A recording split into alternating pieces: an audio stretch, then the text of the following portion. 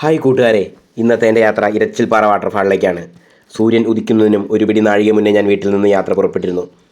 യാതൊരുവിധ പ്ലാനുമില്ലാതെയാണ് യാത്ര തുടർന്നുകൊണ്ടിരിക്കുന്നത്.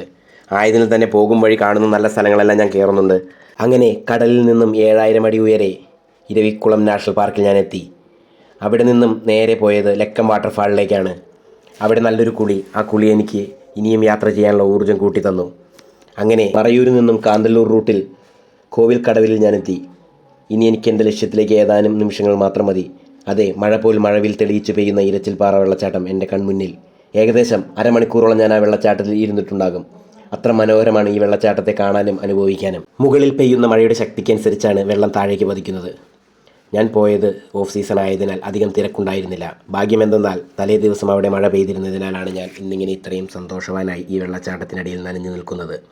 ഇനിയും നനയാൻ കൊതിക്കുന്ന മഴയിൽ വീണ്ടും നനയാൻ ഞാൻ ഇനിയും വരും. യാത്രകൾ തുടരട്ടെ.